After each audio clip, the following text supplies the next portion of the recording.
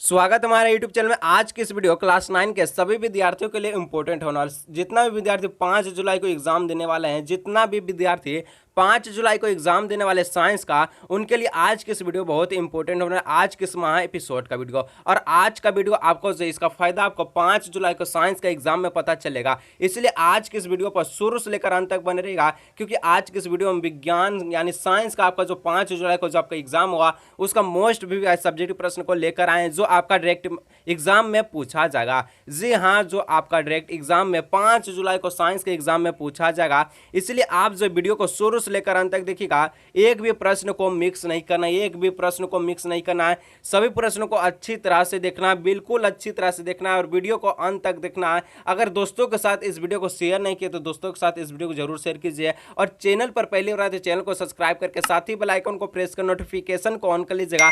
और आपका देखिए केमिस्ट्री से न्यूमेरिकल आएगा और फिजिक्स का न्यूमेरिकल आएगा। तो केमिस्ट्री का ऑलरेडी न्यूमेरिकल जो वीडियो अपलोड हो चुका है और बात रहा फिजिक्स का, तो फिजिक्स का न्यूमेरिकल से किसको किसको वीडियो चाहिए, क्योंकि आपका जो फिजिक्स से न्यूमेरिकल आने वाला है एक बार कमेंट में बता दीजिए, धाका ट्रिक के साथ आपका फिजिक्स का न्यूमेरिकल आने वाला है। तो केमिस्ट्री का आपको जो वीडियो जो है आज के लास्ट स्क्रीन पर आपको जो केमिस्ट्री का न्यूमेरिकल का वीडियो मिल जाएगा, वहां से आप क्लिक कर लीजिएगा। और फिजिक्स का न्यूमेरिकल का किसको किसको चाहिए कमेंट में जरूर बताएगा, क्योंकि धाका ट्रिक के साथ फिजिक्स का न्यूमेरिकल यहां पर बताया जाएगा। और आज के इस वीडियो को शुरू से लेकर अंत तक देखते हो, आज के इस महा एपिसोड के वीडियो को, तो इसका फायदा आपको 5 जुलाई को साइंस का एग्जाम में होने वाला है। ठीक है, तो देखिए सबसे पहले आपका जो एग्जाम का शुरू का पेज जो है साइंस का बिल्कुल ऐसा ही मिलेगा। ठीक है, जिसमें आप 4 एग्जाम को दे चुके, 4 एग्जाम दे चुके हैं। आपको पता होगा कैसे इस सब को फिलअप करना है, कैसे इसको भरना है, आपको सब पता होगा। और आपको आज की इस वीडियो 5 जुलाई यानी आपका जो साइंस का एग्जाम होगा सेकेंड सीटिंग में 2 बजे से लेकर आपका एग्जाम होगा, उसके लिए बहुत इंपॉर्टेंट होने वाला है। तो वीडियो को स्टार्ट करते हैं, वीडियो पर अंत तक बने रहेगा। अगर अभी तक दोस्तों के साथ नहीं शेयर किए तो दोस्तों के साथ इस वीडियो को जरूर शेयर कर लीजिएगा। तो देखिए दोस्त, जितना भी प्रश्न बताएंगे, जितना भी प्रश्न आज की इस वीडियो में बताने वाले, हर एक प्रश्न आपके एग्जाम के लिए 5 जुलाई को एग्जाम के लिए इंपॉर्टेंट होने वाले। एक भी प्रश्न को आज की इस वीडियो में मिक्स नहीं करना, एक भी प्रश्न को मिक्स नहीं करिएगा। हर एक प्रश्न आपका एग्जाम के लिए इंपॉर्टेंट होने वाला है। तो सभी प्रश्नों को अच्छी तरह से देखिएगा, कॉपी पर नोट करिएगा, जैसे जैसे समझा रहे हैं हर एक प्रश्न को अच्छी तरह से समझना है और एग्जाम में गर्दा मचा कर आना है। और फिजिक्स का न्यूमेरिकल किसको किसको चाहिए एक बार कमेंट में जरूर बता दीजिएगा, क्योंकि फिजिक्स का न्यूमेरिकल से धाका ट्रिक का वीडियो आने वाला है। तो देखिए सबसे पहले आपका प्रश्न पूछता, पहला प्रश्न की ऊर्जा और शक्ति का एसआई मात्रक लिखिए। ठीक है, ऊर्जा और शक्ति का एसआई मात्रक लिखिए। और ये आपका न्यूमेरिकल बनाने में आसान करता है, क्योंकि जब भी फिजिक्स से न्यूमेरिकल पूछेगा तो सबसे पहले आपको लास्ट का जो आंसर रहेगा, मान चलिए शक्ति से कोई न्यूमेरिकल है तो उसका लास्ट में आपको क्या लगाना है, तो लास्ट में आपको वाट लगाना है। यही तो इसका एसआई मात्रक होता है और इसी का वैल्यू मिलता है। अगर लास्ट में आप इसको नहीं देते हैं तो आपका एक भी नंबर वहां से नहीं मिलेगा। तो सबसे पहले इसका एसआई मात्रक जानना जरूरी है। ठीक है, तो आपका ऊर्जा यानी आपका जो कार्य ऊर्जा का जो आपका एसआई मात्रक क्या हो जाएगा, ऊर्जा का एसआई मात्रक हो जाएगा जूल। और आपका शक्ति, शक्ति का एसआई मात्रक क्या हो जाएगा, वाट हो जाएगा। ध्यान में रखना है इसको। ठीक है, आगे बढ़िए। नेक्स्ट आपका जो 2 नंबर का जो प्रश्न पूछता है कि किसी ध्वनि तरंग की तरंग दैर्ध्य तथा आवृत्ति उसके वेग से किस प्रकार संबंधित है। देखिए किसी भी तरंग की तरंग दैर्ध्य हो या आवृत्ति हो, उसके वेग से किस प्रकार संबंध है, ये आपको फॉर्मूला के रूप में बताना है। ठीक है, फॉर्मूला के रूप में आपको इसको बताना है। तो वेग से किस प्रकार संबंध है आपका जो आवृत्ति और तरंग है। तो देखिए सबसे पहले आपको जो ये तीनों चीज का सिंबल पता होना चाहिए, कैसे इसको दर्शाते हैं। तो तरंग दैर्ध्य जो आपका इसको जो है लेमडा के द्वारा सूचित किया जाता है। और आपका आवृत्ति को कैसे सूचित करेंगे, तो ये आपका म्यू हो जाएगा। ठीक है, म्यू द्वारा इसको सूचित करते हैं। और वेग को आपको भी द्वारा दिखाना है। तो ये रहा आपका तीनों सिंबल, ये है लेमडा, ये आपका म्यू और ये आपका व्यू। ये दोनों सिंबल में आपको डिफरेंट करना है, ये दोनों में। ठीक है, देखिए यही आपका हो गया। और इसको जो कैसे इसका संबंध होगा, तो देखिए आपको जो उत्तर में लिखना है, वेग बराबर होता है तरंग दैर्ध्य गुना में आवृत्ति। क्या होता है, वेग बराबर तरंग दैर्ध्य गुना में आवृत्ति। और यहाँ से इसको कट कर लीजिए, जो मैं बता रहा हूँ उसको नोट करिए।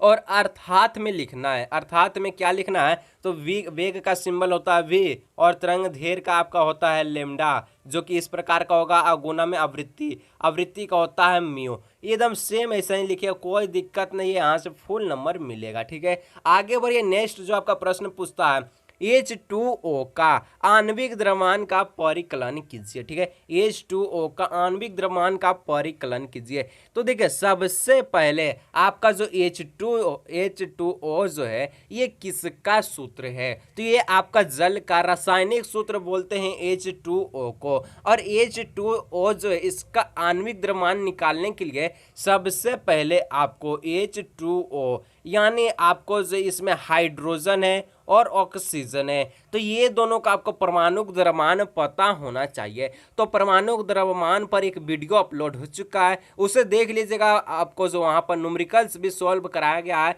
और आपके एग्जाम के लिए बहुत इंपॉर्टेंट है, क्योंकि आपका परमाणु द्रव्यमान पता नहीं होगा तो आगे की आपको जो न्यूमेरिकल में दिक्कत होगा। तो देखिए हाइड्रोजन का परमाणु द्रव्यमान कितना होता है, हाइड्रोजन का परमाणु द्रव्यमान आपका 1 होता है। और बात रही इसमें गुना में 2 है तो गुना में 2 लिखने का। और आपका ऑक्सीजन का परमाणु द्रव्यमान कितना होता है, ऑक्सीजन का परमाणु द्रव्यमान कितना होता है, तो इसका 16 होता है। ठीक है, 16 होता है। और 2 को 1 से गुना करिए, 2 को 1 से गुना करने पर 2 आता है। और आपको यहाँ प्लस में क्या लिखना, प्लस में 16 लिखना है। और 16 2 कितना होता है, 16 2 18 होता है। यही आपका आणविक द्रव्यमान हो गया किसका, तो जल का रासायनिक सूत्र है H2O का आणविक द्रव्यमान हो गया। देखिए जितना भी प्रश्न बता रहे सभी प्रश्न को अच्छी तरह समझना है, एक भी प्रश्न को आपको जो है हल्के में मत लेना है और एक भी प्रश्न को मिस नहीं करना है। ठीक है, आगे देखिए नेक्स्ट प्रश्न पूछता है 1 मोल से आप क्या समझते हैं। देखिए किसी पदार्थ में उपस्थित कणों की संख्या को मोल कहते हैं, सबसे बड़ी बात। और 1 मोल बराबर कितना होता है, तो 1 मोल बराबर आपका जो अवोगाड्रो संख्या होता है वही इसका 1 मोल बराबर इसका मान हो जाएगा, जो कि होता है 6.022 इंटू 10 का पावर 23। और किसी भी पदार्थ में उपस्थित कणों की संख्या क्या कहते हैं, मोल कहते हैं। आगे बढ़िए नेक्स्ट प्रश्न जो आपका पूछता है कि 5 नंबर नाइट्रोजन स्थिरीकरण किस जीवाणु के द्वारा किया जाता है। नाइट्रोजन स्थिरीकरण किस जीवाणु के द्वारा किया जाता है, जीवाणु का नाम बताना है। तो जीवाणु का नाम हो जाएगा आपको एजोवेक्टर और एजोस्पिरिलियम, ये दोनों जीवाणु है जिसके द्वारा नाइट्रोजन स्थिरीकरण किया जाता है। आगे बढ़िए नेक्स्ट प्रश्न जो आपका पूछता है एड्स नामक बीमारी जो है किस विषाणु के कारण होता है, वहां था जीवाणु और इसमें है आपका विषाणु। तो एड्स नामक जो आपका बीमारी है ये किस विषाणु के कारण होता है, तो ये आपका होता है ह्यूमन डिफिशियंसी वायरस के कारण एड्स जो नामक बीमारी है ये आपका फैलता है। ठीक है, और आगे देखिए आपका जो नेक्स्ट प्रश्न जो पूछता है, क्या पूछता है कि वायुमंडल में कितने प्रतिशत नाइट्रोजन गैस पाया जाता है। ये आपको पता होगा वायुमंडल में सबसे अधिक मात्रा में नाइट्रोजन गैस पाया जाता है और जो कि 78% पाया जाता है, यानी 78% पाया जाता है वायुमंडल में नाइट्रोजन गैस। आगे बढ़े नेक्स्ट प्रश्न जो आपका पूछता है, देखिए यहाँ से सेक्शन बी है और आपको जो साइंस का एग्जाम होगा जिसमें सेक्शन वाइज क्वेश्चन रहेगा। ठीक है, सेक्शन वाइज रहेगा जिसमें सेक्शन ए में 7 को पूछेगा, 5 को का उत्तर देना एक प्रश्न पर 2 नंबर और कुल 10 नंबर। सेक्शन ए में 1 से 7 तक का प्रश्न रहेगा जिसमें 5 को का उत्तर देना, सिर्फ 5 जो समझ में आता सबसे पहले आपको लिख देना है और इसमें आपको 10 नंबर रहेगा। और बात रहा सेक्शन बी, ठीक है, सेक्शन बी में भी वही पैटर्न है सिर्फ, लेकिन 8 से लेकर 14 तक का जितना भी प्रश्न 8 से 14 तक का ये आपको सेक्शन बी में पूछेगा और आपको इसमें टोटल 7 को पूछेगा, 5 को का उत्तर देना एक प्रश्न पर 3 नंबर और टोटल यहाँ 15 नंबर आपका सेक्शन बी में पूछेगा। और बात रहा सेक्शन सी, सेक्शन सी में भी वही आपका जो 15 से लेकर जितना भी है 19 तक, ठीक है, 15 से लेकर 19 तक का प्रश्न रहेगा। 5 गो रहेगा, 3 गो का उत्तर देना एक प्रश्न पर आपको 5 नंबर दिया जाएगा, कुल आपका 15 नंबर सेक्शन सी में भी रहेगा। ठीक है, देखिए सबसे पहले 15 क्वेश्चन में आपको जो 13 गो का उत्तर देना, ठीक है, 13 गो का उत्तर देना है। सेक्शन ए में 5 गो, सेक्शन बी में 5 गो, सेक्शन सी में 3 गो, 5 5 10 और 3 13, 19 में 13 गो। जो भी आसान लगता सबसे पहले लिखने का प्रयास कीजिएगा। ठीक है, सबसे पहले आपको लिखने का प्रयास करना है, जो भी 19 गो में से 13 गो आसान लगता है लिखना है एकदम। आपको जो है इसमें टाइम ज़्यादा नहीं मिलता है क्योंकि आपको सब्जेक्टिव जो प्रश्न रहता है इसमें टाइम कम पड़ जाता है लिखने के लिए। 1.5 घंटा कोई विद्यार्थी के लिए बहुत कम पड़ जाता है और कोई जो लिखने में स्पष्ट होता है बहुत ही अच्छी तरह से लिखता है, जल्दी जल्दी लिखता है, उनके लिए तो आधा घंटा काफ़ी है। और जो धीरे धीरे लिखता है उनको 1.5 घंटा भी लिखना कम पड़ जाता है। इसलिए जो प्रश्न सबसे पहले आएगा उसको लिख कर हटा दीजिएगा, उसके बाद आपको जो नेक्स्ट प्रश्नों को देखना है, ठीक है। और कौन कौन विद्यार्थी तेज लिखते एक बार कमेंट में जरूर बताइएगा। आगे देखिए नेक्स्ट प्रश्न जो पूछता है, एक जूल को परिभाषित कीजिए। उस भौतिक राशि का नाम बताइए जिसका ईसाई मात्रक जूल है, ठीक है। एक जूल को परिभाषित करना है और उस भौतिक राशि का नाम बताना जिसका एसआई मात्रक क्या तो जूल है। देखिए इसका उत्तर हो जाएगा, जब किसी वस्तु पर 1 न्यूटन बल लगाने से 1 मीटर का विस्थापन होता है। जब भी देखिए अगर आप देखें मतलब आपको जो न्यूमेरिकल इसमें पूछ देता, मान के चलिए ये आपका जो प्रश्न पूछेगा और इसमें पूछेगा न्यूमेरिकल से दर्शाइए, तो आप कैसे दर्शाएंगे।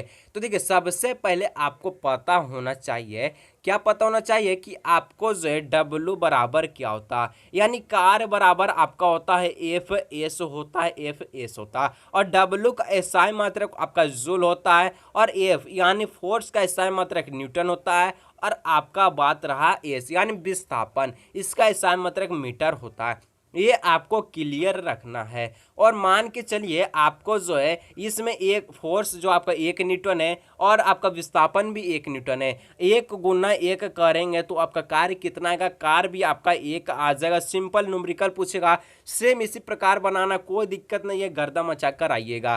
कार का एसआई मात्रक क्या होता है, जूल होता है। भौतिक राशि का नाम होता है जिसका एसआई मात्रक जूल होता है, तो कार का एसआई मात्रक ही जूल होता है, ठीक है। आगे बढ़िए नेक्स्ट प्रश्न जो पूछता है कि किसी दिए हुए माध्यम में एक ध्वनि तरंग की आवृत्ति 220 हर्ट्ज तथा वेग 440 मीटर प्रति सेकंड है, तो इसकी तरंग दैर्घ्य की गणना कीजिए। देखिए फिजिक्स से न्यूमेरिकल पूछ रहा है, ठीक है, फिजिक्स से न्यूमेरिकल पूछ रहा है। आप जो है फिजिक्स से किसको न्यूमेरिकल चाहिए एक बार कमेंट में बता दीजिएगा, सभी प्रश्नों को कराया जाएगा जो आपका एग्जाम में आएगा, ठीक है। तो हम आपको इसको भी सोल्व कराकर दिखाते हैं। देखिए हम आपको जो शुरू में बता चुके हैं कि v बराबर क्या होता है, तो लेमडा गुना में v बराबर आपका जो होता है लेमडा गुना में क्या होता है म्यू होता है, जो कि v आपका वेग है, लेमडा आपका तरंग दैर्घ्य और म्यू आपका जो आवृत्ति है, ठीक है। और इसमें देखिए आपको आवृत्ति दिया यानी म्यू कितना दिया है, तो 220 दिया है और v आपका 440 दिया। पूछा क्या लेमडा निकालना, सिंपल निकल जाएगा, कोई दिक्कत नहीं है। कैसे निकलेगा देखिए, तो आवृत्ति आपका दिया था कितना 220 दिया था, एकदम सिंपल आपको लिखना दिया गया है आवृत्ति इतना है और वेग इतना है। आवृत्ति 220 है, वेग कितना 440 मीटर पर सेकेंड। सभी यहाँ एसआई मात्रक में लगा, आंसर भी आपको एसआई मात्रक में लाना है, नहीं तो गलत हो जाएगा। और देखिए आपको पूछा क्या था, लेमडा पूछा था, ठीक है। लेमडा आपको जो है पूछा गया था, लेमडा इस सिंबल ऐसा होता है, लेमडा आपको जो है पूछा गया था। तो लेमडा किस प्रकार निकलेगा, देखिए आपको जो है v बराबर होता है लेमडा गुना में म्यू होता है, और आपको जब लेमडा इधर ले आएंगे तो लेमडा बराबर क्या हो जाएगा, v बराबर हो जाएगा v बटा में म्यू हो जाएगा, ठीक है, म्यू हो जाएगा। और लेमडा निकालना, v आपका कितना है 440 है और 220 किया है, तो आपका म्यू 220 है। तो आपको इसको किस प्रकार लिखना है, तो लेमडा बराबर लिखिएगा 440 ऊपर लिख दीजिएगा और नीचे 220 लिख दीजिएगा। इसको काटिएगा, कितना बार में कटेगा, 2 बार में कट जाएगा। और लेमडा का एसआई मात्रक क्या होता है, लेमडा का एसआई मात्रक क्या होता है, मीटर होता है, ठीक है, मीटर होता है। तो लेमडा कितना है 2 मीटर आ गया, सिंपल लिखना है, कोई दिक्कत। देखिए आपका जो नेक्स्ट जो प्रश्न पूछता है, ठीक है, 10 नंबर 46 ग्राम सोडियम परमाणु में कणों की संख्या ज्ञात कीजिए, ठीक है। 46 ग्राम सोडियम परमाणु में कणों की संख्या ज्ञात करना है और आपका इसका सूत्र हो जाएगा परमाणु की संख्या दिया गया द्रव्यमान बटा में मोलर द्रव्यमान गुना में एवोगाड्रो संख्या। और सोडियम का परमाणु द्रव्यमान कितना होता है, इसलिए मैं आपको कह रहा हूं परमाणु द्रव्यमान का वीडियो नहीं देखे हैं तो वीडियो के लास्ट एंड स्क्रीन पर आपको शो हो जाएगा, वहां से क्लिक कर लीजिएगा, क्योंकि आपको न्यूमेरिकल बनाने में आसान होगा केमिस्ट्री से, ठीक है। तो सोडियम का जो आपका परमाणु द्रव्यमान होता है यानी Na का जो परमाणु द्रव्यमान होता है इसका 23 होता है, ठीक है, 23 परमाणु द्रव्यमान होता है। तो इसका मोलर द्रव्यमान भी आपका 23 हो जाएगा, ये आपको ध्यान में रखना है। और आपको जो इसका सूत्र हो जाएगा परमाणु की संख्या बराबर क्या, तो दिया गया द्रव्यमान कितना है 46 ग्राम आपको दिया गया है, और मोलर द्रव्यमान अभी कितना निकाले 23 निकाले, गुना में एवोगाड्रो संख्या लिखना है, ठीक है। एवोगाड्रो संख्या कितना होता है 6.02 22 इंटू 10 का पावर 23 होता अवोगाड्रो संख्या। इससे काट के 23 दूना 46 काटिएगा, 2 को अवोगाड्रो संख्या से गुना करिएगा, कितना आएगा आंसर 12 आ जाएगा, पॉइंट में आ जाएगा 4 4 आ जाएगा, गुना में 10 का पावर 23 आ जाएगा। यही तो आपका आंसर निकल कर आया। क्या निकल कर आया? कणों की संख्या इतना आपका निकल कर आया, कोई दिक्कत नहीं है। आगे बढ़िए, नेक्स्ट प्रश्न जो आपका पूछता है, थॉमसन के परमाणु मॉडल की व्याख्या करें। ठीक है, थॉमसन के परमाणु मॉडल की व्याख्या करना है। तो थॉमसन के जो परमाणु मॉडल के अनुसार परमाणु एक धनावेशित गोला होता है। ठीक है, क्या होता है? धनावेशित गोला होता है जिसका निर्माण प्रोटॉन से मिलकर होता है और ऋणावेश युक्त इलेक्ट्रॉन इसमें बिना किसी विशिष्ट विन्यास के धसे होते हैं। देखिए, सबसे पहले जो आपका परमाणु मॉडल कौन दिया था? सबसे पहले थॉमसन ये परमाणु मॉडल दिया था, जो कि गलत दे दिया, और इसमें एक तरबूजा लेकर आया था और जिसमें बताया था इलेक्ट्रॉन जो है तरबूज के जिस बिये के द्वारा इसमें धंसा हुआ था। मतलब कि तरबूज में बिया जो होता है काला काला, उसी की तरह इलेक्ट्रॉन भी धंसा हुआ होता है कहाँ? परमाणु में। तो ये जरा सार गलत था, लेकिन आपको इसका मॉडल की व्याख्या करना है तो आपको आंसर यही हो जाएगा। थॉमसन के परमाणु मॉडल के अनुसार परमाणु के क्या धनावेशित गुण है, यानी प्लस वाला चार्ज है, और जिसका निर्माण प्रोटॉन से मिलकर होता है। क्या किससे? आपका जो प्रोटॉन से मिलकर होता है, पी से, यानी ठीक है, प्रोटॉन से आपका मिलकर होता है। और आपका जो है ऋणावेश युक्त इलेक्ट्रॉन, यानी इलेक्ट्रॉन कैसा होता है? इसका जो आवेश है माइनस होता है और इसमें बिना किसी विशिष्ट विन्यास के धसे होते हैं, जो कि इस प्रकार अभी तरबूज में मैंने बताया। आगे देखिए, नेक्स्ट प्रश्न जो पूछता है, 0.5 मोल ऑक्सीजन के अणु का द्रव्यमान कितना होगा? ऑक्सीजन के अणु का द्रव्यमान कितना होगा ये आपको बताना है। सबसे पहले क्या होता है? मोल बराबर क्या होता है? तो आपका छोटा एम बड़ा में बटा में बड़ा एम, और छोटा एम आपका द्रव्यमान हो गया, बड़ा एम आपका मोलर द्रव्यमान हो गया, और ऑक्सीजन का मोलर द्रव्यमान निकालना है। और हम आपको कह चुके हैं कि ऑक्सीजन जहां भी मोलर द्रव्यमान में पूछे O2 लगा दीजिएगा, और ओ आपका ओ का यानी ऑक्सीजन का परमाणु द्रव्यमान कितना होता है? 16 होता है, गुना में 2 है, 16 दूना कितना हो जाएगा? 16 दूना 32 हो जाएगा। ये आपका मोलर द्रव्यमान 32 निकला। मोल आपका 0.5 है, और आपका छोटा एम निकालना तुरंत निकलेगा, 0.5 लिखे इधर, आपका छोटा एम निकालना है। ठीक है, छोटा एम निकालना है, और आपको जो यहाँ पर 32 निकला, तो छोटा एम बराबर हो जाएगा 32 गुना में। अगर आप 32 गुना में क्या करिएगा? 32 गुना में आपको जो है 0.5 करना है, और इसको गुना कर कर कमेंट में बताइए इसका आंसर कितना होगा। कमेंट में बताइए, जल्दी बताइए कि इसका आंसर कितना होगा। ठीक है, और आगे हम लोग बढ़ते हैं नेक्स्ट प्रश्न की ओर, जो कि पूछता है प्रतिरक्षीकरण क्या है? प्रतिरक्षीकरण क्या है, और इसका उत्तर हो जाएगा, जब किसी वैक्सीन के टीके का उपयोग करके शरीर के अंदर सूक्ष्म जीवों को मारकर या उनके प्रवेश पर रोक लगाया जाए। देखिए, जब भी किसी वैक्सीन का टीके का जो उपयोग करते हैं, इसमें आपको शरीर के अंदर सूक्ष्म जीव होता है, इसको मार देता है, और इनके और भी आगे बढ़ने की प्रक्रिया को रोक देता है, और इससे शरीर का प्रतिरोध क्षमता बढ़ जाता है, जिसके कारण ये सूक्ष्म जीवों को बढ़ने नहीं देता, और शरीर में रोगों से लड़ने की क्षमता विकास करने की प्रक्रिया को प्रतिरक्षीकरण कहते हैं। सिंपल लिखिए, कोई दिक्कत नहीं है। आगे बढ़िए, नेक्स्ट जो आपका जो प्रश्न पूछता है कि जल प्रदूषण के 3 गो कारण लिखना। 3 गो कारण लिखना, ये तो आप तुरंत लिख देंगे। आपको अगल बगल के देख के भी लिख देना, आपके पड़ोस में कैसा जल को प्रदूषित किया जाता है आप तुरंत लिख देंगे। इसका उत्तर हो जाएगा, जल प्रदूषण के 3 गो निम्नलिखित कारण है। पहला, औद्योगिक कारण, तो उद्योग से निकलते हुए रासायनिक विभिन्न नदी नालों में मिल जाते और जल को प्रदूषित करते हैं। देखिए, औद्योगिकरण ये क्या होता है? ये होता है आपका कल कारखाना से जितना भी रासायनिक जो आपका पदार्थ निकलता है, ये नदी नाले में मिल जाता है, जिससे आपका जल क्या होता है? प्रदूषण होता है। और आगे देखिए, घरेलू कचरा। ठीक है, घरेलू कचरा से किस प्रकार आपका जो जल जो है प्रदूषित होता है? तो घरेलू कारण के बाद, तो घरेलू कचरा को पानी बहा देने से जल प्रदूषण होता है। यानी घरेलू कचरे को पानी में बहा देने से क्या जल प्रदूषण होता है? जैसे घर में कुछ भी सामान बच जाता है, ठीक है, अगर आप इसको जल में यानी पानी में बहा दे तो यहाँ से जल प्रदूषण होता है, और ये आपका नुकसान करता है। इसलिए आपको जो घरेलू सामान को, जैसे कुछ भी आपका भोजन बच गया तो आसपास के जानवर को दे दीजिए, नदी नाला में नहीं बहाना आपको। नेक्स्ट आपका है कि कृषि का कारण, तो खेतों में कीटनाशक का प्रयोग से भी जल प्रदूषण होता है। खेत में कीटनाशक जो एक दवाई है, जो कि पेड़ पौधे को कीट मकोड़ों से बचने के लिए ये दवाई छिड़का जाता है, जो कि किसान द्वारा छिड़का जाता है, और इससे आपका जल प्रदूषण होता है। ठीक है, और उसके बाद देखिए आपका जो सेक्शन से, ठीक है, सेक्शन से इसमें आपको 5 को पूछेगा, जिसमें आपको 3 को का उत्तर देना है और एक प्रश्न पर 5 नंबर, यानी टोटल आपको 15 नंबर सेक्शन सी में पूछेगा। और प्रश्न रहेगा 15 से लेकर 19 तक, जो कि मैं आपको बता चुका, ठीक है। तो 15 से लेकर 19 तक का प्रश्न हम लोग देखेंगे।